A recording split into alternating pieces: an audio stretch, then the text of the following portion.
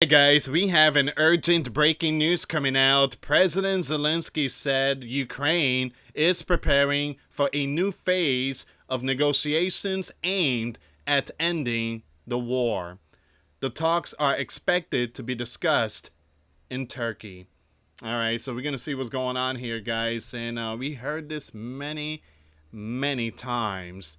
And we all pray that this war ends between Russia and Ukraine. So we're going to see what's going on with this one here, guys. Before I start, for those of you that want to send us letters or prayer requests, you can send it to me, US Santiago, or my wife, Jessica Santiago, at 3432 US Highway 19, number 2, Holiday, Florida, 34691. Zelensky has announced a series of key international meetings, including negotiations set to take place in Turkey on Wednesday, November 19, where U.S. President Special Envoy Steve Witkoff is reportedly also expected to arrive. In a Telegram post, Zelensky said he is in Spain on Tuesday for talks with the Prime Minister Pedro Sanchez. So he's way out there in the east of Europe. The West. He noted that Ukraine expects new agreement that will boost its defense capabilities and better protect civilians. Every day in relations with partners, there must be a result for Ukraine, Zelensky wrote. All right, so he's trying to find some kind of solution to end this war. The problem here, guys, is that...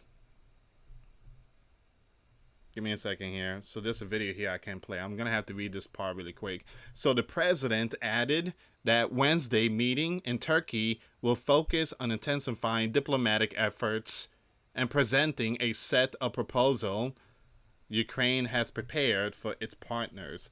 So I guess Zelensky has all these proposals on ending the war.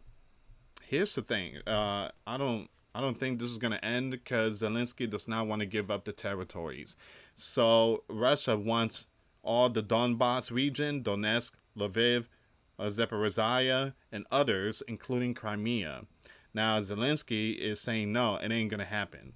So if this meeting, whatever he's presenting, it doesn't come with the those territory being given to Russia, this again, it's a waste of time. The meeting will be a waste of time. So according to Zelensky, securing the return of Ukrainian prisoners remains a top priority. So we are preparing to intensify the negotiations, and we have worked out solutions that will offer to our partners, making every effort to bring the end of the war closer is Ukraine's first priority. We are also working to resume exchanges and the return of prisoners, he added. Now you have this information here. Guy Falconbridge, Reuters, Moscow-based bureau chief for Russia and the CIS wrote on X that Zelensky will meet with Steve Witkoff in Turkey. U.S. Special Envoy Steve Witkoff to visit Turkey on Wednesday will join talks with Zelensky, Turkish source says. All right, so it's a new start. It's a new beginning of the agreement. Ukraine and Russia held 3 rounds of talks in Istanbul in May, June, and July 2025. Now, during the meetings, the Ukrainian delegation reiterated its readiness for an immediate ceasefire and laid out its core condition. Now, again, ceasefire, that's another issue. Russia said they're not going to be doing that ceasefire. So, again, they want to end the war completely. No ceasefire, just end it. But it seems like they are going to discuss an immediate ceasefire and laid out its core conditions. A full halt to hostilities, a silence regime along the entire front line, and an end to attack on civilian infrastructures. Moscow, however, refused to agree to a ceasefire. There you go. I just mentioned that a few seconds ago. They're not going to do that ceasefire. So Zelensky, if you're going to go out there and meet up with Steve Witkoff in Turkey and talk about ceasefire, you wasting people's time. You're wasting people's time. This is why Donald canceled a meeting with Putin, because it's just a waste of time. It's not working. So after the second round, Russia handed Kiev a so-called memorandum containing several ultimatums, including the withdrawal of Ukrainian troops from 4 regions, an end to Western military aid, the termination of mobilization and martial law, the holding of election, and a halt to what Moscow called subversive activity against Russia. So you guys already know Zelensky has activated martial law back, I think, 2021, ever since the invasion. And then ever since, Zelensky has been extending martial law, which put him in power, no election until the war is over. Now Russia is saying, again, that's not in the Constitution. You have to go.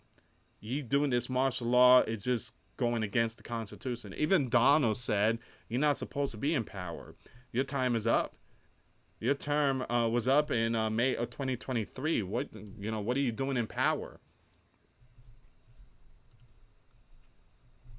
It says here the only tangible outcome of the talks was an agreement on a prisoner exchange. Witkoff had no idea about Russia or Vladimir Putin and wasn't too interested when he first began negotiating with the Kremlin over a potential peace deal for Ukraine. The president said, U.S. president said in mid-October. Now, the U.S. president praised Steve Witkoff's unusual effectiveness, saying most envoys wouldn't be accepted by the Kremlin or would have meetings that last 5 minutes. Everybody loves him, the U.S. president said. They love him on this side. They love him on the other side. Steve Witkoff's unconventional role has drawn sharp criticism.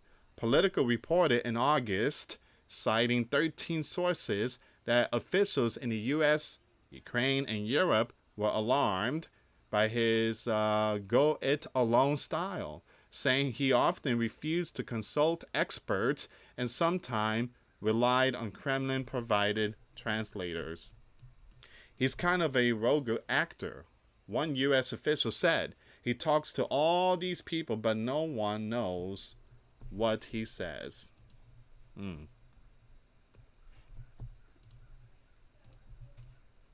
Still, Steve Witkoff has received praise from parts of the administration. The Trump administration, Vice President J.D. Vance said that that the envoy had made more progress towards ending the bloodshed in Ukraine than all his critics combined. Ukraine has also recently restarted consultation with help from mediators in Turkey and the United Arab Emirates on a new prisoner of war exchange with Russia, a process both sides initially agreed to in July. National Security and Defense Council Secretary Rustem Umerov said on Saturday the talks aim to revive the Istanbul Agreement, which include a plan to free about 1,200 Ukrainians held by Russia. In October, Zelensky said Ukraine was ready to negotiate with Moscow, but only based on the current front line. If only Zelensky have a fair election instead of doing that martial law, I think this war will be in a different path, possibly to an ending. But as long as Zelensky is in the spotlight and still extending martial law, this thing will never end. It's a never-ending cycle. Money being spent, equipments are being shipped, innocents are being taken out. It's a never-ending cycle. Zelensky, he needs to go. His term was up in 2023 of May. He gotta go. I don't know how people look up to that man. I don't know how people look up to that man. His term was up. If he cares so much about Crane, let someone else take the spotlight, because you, sir, are not doing a great job in Crane.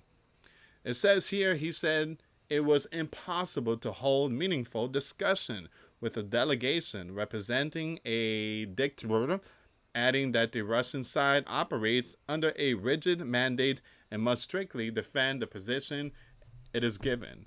You know, the Western and also Crane called Vladimir a dictator, but Zelensky is the one that is a, you know what, because his term was up in 2023. He's not supposed to be in the spotlight. When you hear someone calling another person a name, again, obviously, that person that's being called a name is not the true person. It's the one calling the names. Give me a second here, guys. I think this is it.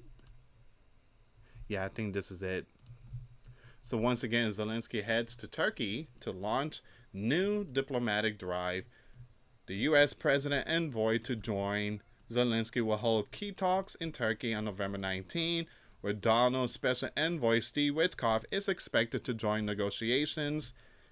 Crane pushes new proposal and prioritizes prisoner return. I'm sorry to say this, nothing's gonna happen. I just don't see nothing happening here, guys. This biblical war is gonna go on over 10 years. I believe so. I just don't see no ending to it. I believe that the bear is gonna take. They might take almost half of it. There's no ending. There's no ending to these biblical wars. And to be honest, it gets tired. It gets tired. I think there needs to be new faces in the spotlight. Z, you gotta go. Time is up, man. Go. Thank you so much for watching, guys. Like, subscribe, and share. Till next time later. Peace.